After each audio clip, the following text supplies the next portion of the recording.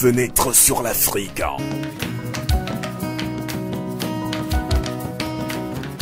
Interview, analyse, débat sur la situation politique et culturelle africaine sur Radio Canal K.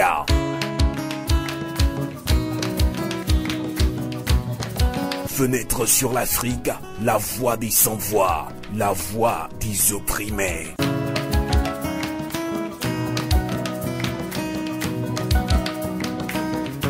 Fidèles amis auditeurs de Fenêtre sur l'Afrique, l'information a fait le buzz dans la presse togolaise internationale. Et comme à l'accoutumée, elle ne semble pas réveiller surtout l'attention du Togolais lambda. Le ministre français Jean-Yves Le Drian a bloqué une transaction du Togo portant sur l'achat de 5 hélicoptères Gazelle le 20 avril dernier. 20 millions d'euros, soit 13 milliards de francs CFA. C'est le coût total de la commande. L'ancien ministre de la Défense Yves Le Drian et son collègue du Quai d'Orsay estimaient que ces hélicoptères peuvent être utilisés à des fins de répression de l'opposition par les autorités togolaises. Comment comprendre ce droit de veto de la part des autorités françaises? Pour en parler, notre invité est François Fabregas. Il est le directeur de communication de CVU Togo Diaspora, collectif pour la vérité des urnes. Il est en ligne, en direct, depuis la France. François Fabregas, bonsoir. Bonsoir Sylvain, bonsoir à tous les auditeurs de Radio Canal K et de Fenêtre sur l'Afrique, à Lomé, au Togo et de la diaspora dans le monde entier qui nous écoute ce soir. Eh bien, François Fabregas, comment interprétez-vous ce blocage d'achat d'hélicoptères par Jean-Yves Le Drian, le ministre français? Écoutez, Sylvain, il y a à ce sujet beaucoup de commentaires contradictoires. Il convient de revenir à la genèse de l'affaire. C'est le 21 avril, soit 3 jours avant que ne se déroule le premier tour de l'élection présidentielle, que la France, via le ministre des Affaires étrangères de l'époque, Jean-Marc Ayrault, le premier ministre de François Hollande, faut-il le rappeler, aurait bloqué cette transaction. Mais il faut savoir que si Ayrault avait bloqué la transaction, Jean-Yves Le Drian, lui, en tant que ministre de la Défense, l'avait à l'époque autorisé. Et l'avait autorisé en vertu de l'accord bilatéral intergouvernemental intitulé « Accord entre le gouvernement de la République française et le gouvernement de la République togolaise instituant un partenariat de défense », signé le 13 mars 2009 par l'ambassadeur de France au Togo de l'époque, M. Dominique Renaud. Il faut bien voir, quand on parle de ce type de matériel, puisqu'on parle ici d'hélicoptères, que l'on n'achète pas ce genre de matériel comme on va acheter un paquet de café à l'épicerie du coin. Mais il est peut-être utile aux auditeurs, pour mieux comprendre les enjeux, de situer le contexte dans lequel ce petit soubresaut intervient. Que Jean-Yves Le Drian ait donné son feu vert n'est pas étonnant. Rappelons pour mémoire que Jean-Yves Le Drian fut le ministre de la Défense sans interruption du premier au dernier jour du quinquennat de François Hollande. C'est justement sous le quinquennat de François Hollande que les ventes d'armes ont explosé pour atteindre le chiffre vertigineux de 80 milliards d'euros. Entre les avions Rafale, les sous-marins nucléaires, les navires, les patrouilleurs, les hélicoptères et les matériels divers, l'industrie française de l'armement a trouvé en Le Drian un VRP de luxe, puisque c'est sous son ministère que l'industrie de l'armement a connu un véritable essor. En revanche, Le Drian n'est guère regardant sur les vertus démocratiques des régimes avec lesquels il a fait des affaires. C'est par exemple en Égypte et au Qatar, à hauteur de 24 pour chaque pays, qu'il a vendu les premiers avions Rafale de Dassault, avant de séduire l'Inde qui en a commandé 36.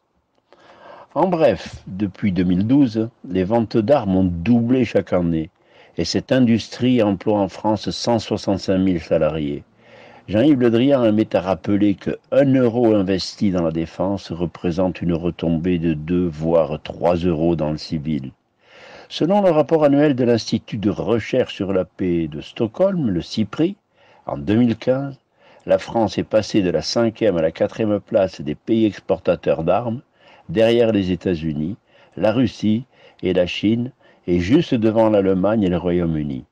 En réalisant 5,6% des ventes d'armes du monde, la France reste loin derrière les États-Unis, 33%. La question n'est donc pas de savoir, selon la question qui se pose, ou que se pose plutôt l'un de nos confrères, si l'achat d'hélicoptères du Togo auprès de la France sera effectif, mais plutôt quand ils seront livrés. Justement, merci pour toutes ces précisions, François Fabrega. Alors, peut-on considérer qu'il s'agit d'un coup de patte de François Hollande à Fornia-Singbe comme signe d'adieu? Écoutez, la question d'une sorte de coup de pied de l'âne à Fornia-Singbe de la part de François Hollande me paraît peu probable. Il est en effet difficile de distinguer quel motif précis aurait pu avoir François Hollande pour refuser la livraison des hélicoptères à Lomé. Pourquoi? Dans la mesure où durant tout son quinquennat, François Hollande, l'Africain et on pourrait dire le va-t-en-guerre, qui a engagé la France, ne l'oublions pas, sur de nombreux théâtres d'opérations militaires, et d'ailleurs souvent unilatéralement, sans mandat ni de l'ONU, et même en France sans débat parlementaire, comme l'exige la Constitution de la France, eh bien, François Hollande a obtenu tout ce qu'il voulait à l'époque de Fornia-Singbe en matière de sécurité. Notamment, par exemple, le maintien permanent au Mali du plus important, à défaut de l'un des plus importants, parmi les contingents militaires envoyés par divers pays d'Afrique dans ce pays pour participer aux opérations contre les terroristes aux côtés de la force Barkhane. Par ailleurs, quand on sait aujourd'hui que François Hollande a voté Emmanuel Macron au premier tour de la présidentielle, trahissant ainsi le candidat du Parti socialiste, parti qui, rappelons-le, lui avait permis d'accéder au pouvoir en 2012, et que la passation de pouvoir entre Hollande et Macron fut la plus longue de toute la Ve République depuis 1956, ce n'est pas de la malignité que de souligner que ces deux-là avaient sans doute ce jour-là beaucoup de choses à se dire et surtout à partager. À partager sans doute pour assurer dans les meilleures conditions la continuité d'une politique très largement contestée par l'immense majorité des Français, soit par opposition, soit par indifférence, si on en croit les sondages traitant du projet politique porté par Emmanuel Macron. À partir de ce moment-là, nous avons vu de quelle manière Emmanuel Macron s'est glissé dans le costume présidentiel de Hollande. Si l'on accepte le voyage à Berlin dès le lendemain de l'investiture pour faire acte d'allégeance à Angela Merkel, ce qui est devenu l'exercice obligé de tous les présidents libéraux de la Ve République depuis Sarkozy, le premier voyage de Macron fut de se rendre sur le théâtre d'opérations militaires au Mali pour y visiter la force Barkhane. Si cet acte ne constitue pas un signal majeur adressé aux Africains sur ses intentions en matière de continuité de la politique africaine de François Hollande par Emmanuel Macron, que pourrait-il signifier d'autre? Ainsi, il n'a échappé dans cette affaire d'hélicoptère, pour y revenir puisque c'est notre sujet, à personne, que si Jean-Marc Ayrault a quitté le gouvernement, Jean-Yves Le Drian est lui resté dans le premier gouvernement nommé par le nouveau président Emmanuel Macron.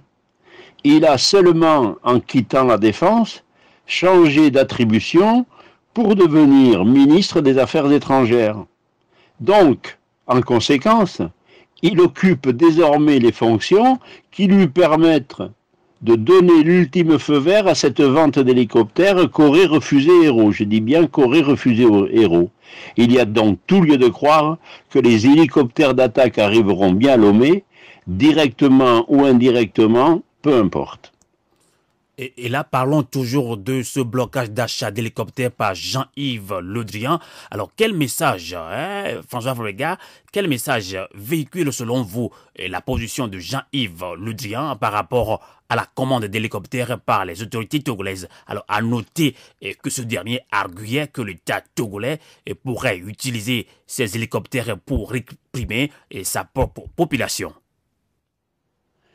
Écoutez, Sylvain, je crois qu'il faut, encore une fois, savoir interpréter ce qui relève de la langue de bois ou non dans le langage diplomatique de Jean-Marc Ayrault, selon les déclarations qui lui sont attribuées.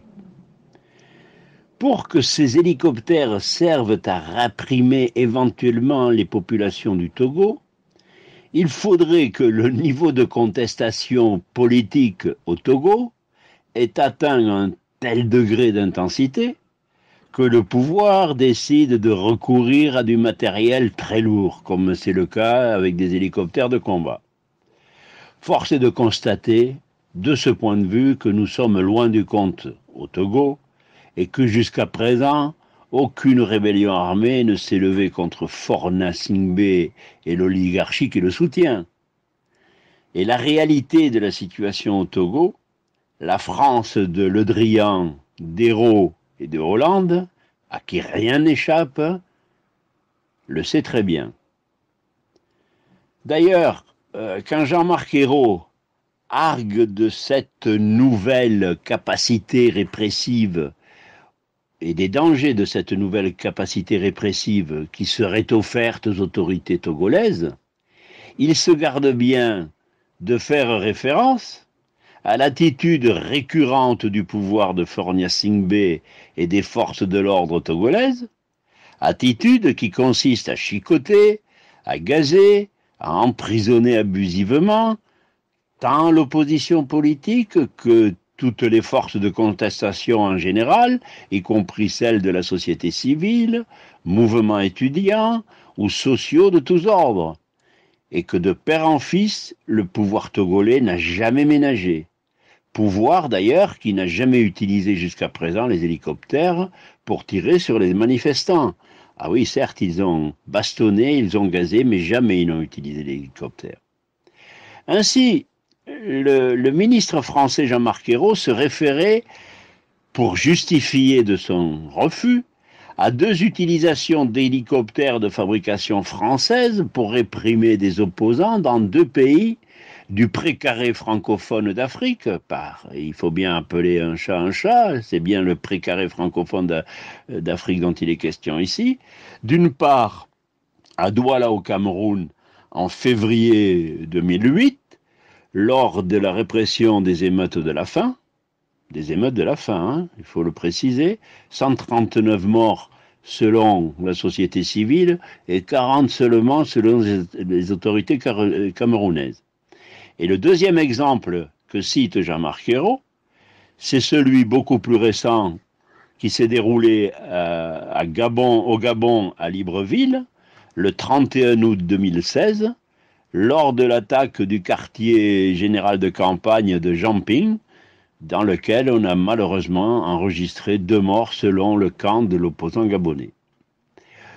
Donc, la fausse pudeur de Jean-Marc Ayrault à l'égard des Togolais prêterait à sourire dans le contexte actuel, tant est pesante, il faut le souligner, l'indifférence de la France à l'égard des citoyens togolais et de la société civile, dans une attitude qui, tout au long des présidences Chirac, Sarkozy et Hollande, a consisté pour Paris à s'accommoder, et ceci sans émettre la moindre remarque, du statu quo politique au moyen de la contre-vérité et surtout de l'absence de vérité des urnes dans toutes les élections qu'a connues le Togo sous l'ère de Faure Gnassingbé et auparavant sous le règne d'Eyadema. Donc, quand on connaît la propension de la France à donner des leçons à tout le monde, il semble ici que la pudeur de Jean-Marc Ayrault soit simplement une pudeur de façade.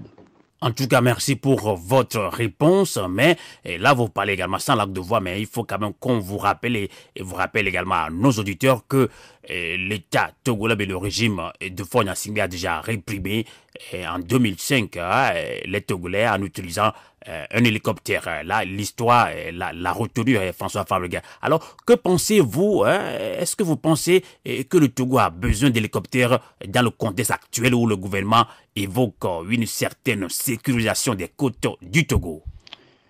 Écoutez, sur cette question, Lomé aurait, paraît-il, donné des gages en avançant que les hélicoptères seraient essentiellement destinés à la surveillance des frontières et à la recrudescence des actes de piraterie dans le golfe de Guinée. Ceci prêterait à sourire, car quel gage serait en mesure de donner Faure Gnassingbé, lui qui a toujours roulé dans la farine de manioc, les Togolais en général, et les dirigeants étrangers en particulier, érigeant le mensonge d'État en éthique de gouvernement. Donc, avant d'être l'obsession des autorités togolaises, la piraterie maritime dans le golfe de Guinée, puisque c'est l'objet de la discussion, est d'abord l'obsession des grandes puissances, au rang desquelles la France et les États-Unis. Obsession du fait de la défense de leurs intérêts économiques et stratégiques ou géostratégiques dans le golfe de Guinée. Les observateurs avisés ont pu mesurer qui était à la manœuvre en arrière-plan dans l'organisation du sommet de Lomé sur la sécurité, sommet qui, rappelons-le, aurait coûté plus de 13 milliards de CFA au budget de l'État et qui, en prime, aurait donné lieu encore une fois à des détournements massifs d'argent. Il ne nous appartient pas d'évaluer la nécessité ou non d'ajouter des hélicoptères pour un montant de 10 milliards de francs CFA à la charge des Togolais au dispositif de surveillance pour seulement 55 km de côte maritime, hélicoptères qui viendraient s'ajouter à 2 patrouilleurs neufs de type RB-33 vendus par la France, entre parenthèses, ajoutés à 2 autres patrouilleurs datant des années 70, ainsi qu'à 2 embarcations de type Defender, récemment offertes par l'armée américaine au Togo. Dans la mesure où Faure Gnassingbé, soutenu par l'oligarchie, gouverne le pays dans la plus totale opacité, notamment celle des comptes publics, il est difficile d'évaluer avec exactitude les nécessités ou non de se doter de tels équipements. Il est notoire qu'il n'y a malheureusement pas au Togo davantage de vérité des comptes que de vérité des urnes, notamment celle des comptes publics. Dans ces conditions, il est difficile de porter une appréciation sur cette nécessité de se doter d'hélicoptères de combat. En revanche, compte tenu du service rendu éventuellement, il serait juste de mutualiser les coûts de la surveillance et de les répartir. Mais cette question n'est jamais abordée, surtout de la part de ceux qui économiquement en tirent le plus de profit, comme par hasard. Mais il faut aussi revenir au contexte international et ne pas perdre de vue que les lobbies de l'armement sont aujourd'hui plus puissants que jamais, comme en témoigne d'ailleurs le récent voyage de Donald Trump au Moyen-Orient, qui lui a permis de signer pour 380 milliards de dollars de contrats avec l'Arabie saoudite, dont la plus large partie concerne des ventes d'armement à Riyad. On voit bien que dans ces affaires, les peuples n'ont hélas pour l'instant, je dis bien pour l'instant, pas leur mot à dire. Est-ce que les habitants de l'Arabie saoudite ont besoin de 380 milliards d'équipements militaires, autant que les Togolais, dont plus de 60% vivent dans une pauvreté absolue, ont besoin d'hélicoptères de combat? Non, nous ne le croyons pas. Nous croyons que les sommes dépensées pour de telles acquisitions feraient mieux d'être employées pour le développement à la base des populations du Togo. Eh bien, François Fabregas, parlons un peu d'actualité concernant le blocage des discussions autour de l'opération des réformes politiques à l'Assemblée nationale.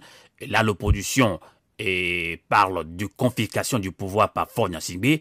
Et finalement, ANC, Alliance nationale pour le changement, vient de saisir la CEDEAO qui doit interpeller, selon Jean-Pierre Fabre, Faure Gnassingbé à respecter les accords de l'APG. Alors, François Fabregas, quelle est votre lecture de la situation ? Ce n'est pas la première fois que nous abordons à ce micro cette problématique. L'accord politique global est déjà vieux de 11 ans et les Togolais fêteront au mois d'août prochain, à l'évidence avec tristesse, le 11e anniversaire de sa signature qui ne s'est toujours pas soldée par la moindre avancée dans le domaine. Quoi que l'on puisse en dire, cet accord paraît être un bon accord. Pourquoi ?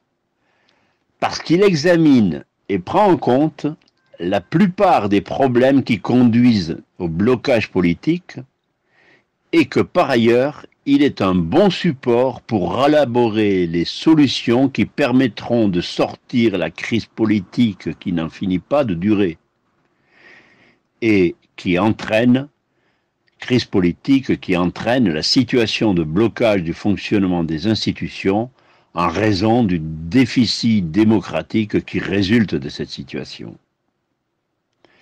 En conséquence, utiliser tous les moyens à disposition pour tenter d'obtenir son application pleine et entière fait partie des obligations éthiques de toute force d'alternance politique qui se respecte. Mais, ceci étant dit, il est permis de s'interroger sur l'efficacité de certains moyens employés, notamment celui de déplacer le combat politique du terrain autochtone vers l'extérieur des frontières du pays, par exemple en appelant à la responsabilité des institutions internationales, au rang desquelles la CEDEAO, dont Faure Gnassingbé s'apprête à endosser l'habit de président en exercice le 4 juin à Monrovia, c'est-à-dire demain.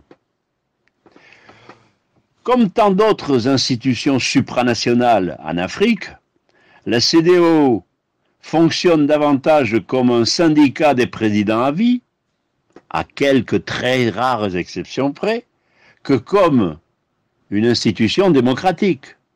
Dans ces conditions, que peuvent attendre les Togolais de Faure Gnassingbé en tant que président de la CEDEAO, alors que, au Togo en tant que président, il ne respecte pas sa parole et refuse depuis 11 ans unilatéralement et en utilisant de moyens dilatoires d'appliquer l'accord politique global. La seule question qui importe donc, c'est ce que pense le peuple du Togo de la manière dont Faure Gnassingbé conduit les affaires du pays et jusqu'où, lui le peuple, il est prêt à aller pour obtenir ce qui lui est dû. Je dis bien ce qui lui est dû, car le pillage de la ressource des Togolais au profit d'une minorité que constitue cette oligarchie est un scandale en soi. Donc, c'est à lui seul, au peuple et à lui seul, qu'il revient de décider, et c'est finalement lui qui décidera. Dans ces conditions, il convient de préparer les prochaines, et il revient au peuple de s'immiscer dans le débat politique le plus largement possible. Et il convient donc de préparer les prochaines échéances électorales dans les meilleures conditions. Le peuple du Togo, à travers toutes sortes d'initiatives et avec l'appui des mouvements citoyens non inféodés au pouvoir, bien entendu, doit prendre toute sa part de la préparation des scrutins législatifs de 2018 et présidentiels de 2020 et exiger cette fois des partis politiques une préparation sans faille pour, grâce aux moyens que permettent aujourd'hui les techniques de communication, obtenir qu'enfin au Togo, après une attente de 44 ans, éclate enfin la vérité des urnes qui montre que ce pouvoir est largement minoritaire dans le pays. Voilà une analyse claire et limpide. Et là, ça se voit tout ce que vous connaissez très bien, vous maîtrisez très bien la situation sociopolitique au Togo. Je rappelle que vous avez vécu au Togo pendant presque 6 ans. Alors, quel sera votre mot de fin dans cet entretien exclusif que vous avez bien voulu nous accorder sur la dernière question? Quel doit être le rôle de la diaspora togolaise face à cette situation? Et votre mot de fin, François Fabregas. Du côté les choses semblent bouger positivement du côté de la diaspora. Avec l'initiative du consensus de Chicago, la diaspora s'est enfin dotée, après tant d'années de tâtonnements et de tergiversations, d'un véritable outil de combat au sens noble du terme. Selon toute probabilité, avec ce nouvel outil, Faure Gnassingbé devrait éprouver les plus grandes difficultés pour phagocyter cette initiative, et il y a fort à parier que tel que le consensus de Chicago s'est organisé, il n'y parviendra pas. Ainsi, nous encourageons le plus grand nombre de citoyens togolais de la diaspora à prendre toute leur part à la réussite de cette initiative dans la durée. Et pour terminer, j'adresse un salut fraternel à tous les éditeurs, à Lomé et au Togo en général, et toute la diaspora dans le monde entier qui nous écoute aujourd'hui. François Fabregas, merci beaucoup de nous avoir accompagnés en ligne depuis la France. Je rappelle que vous êtes le directeur de communication de CVU-Diaspora et CVU Togo Diaspora, un collectif pour la vérité des urnes. Vous connaissez très bien le Togo, vous y avez vécu pendant presque 6 années. Merci de nous avoir accompagnés en ligne depuis la France. Merci et bonsoir. Au revoir.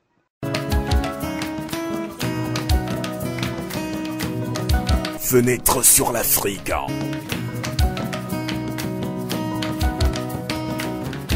Interview, analyse, débat sur la situation politique et culturelle africaine sur Radio Canal K.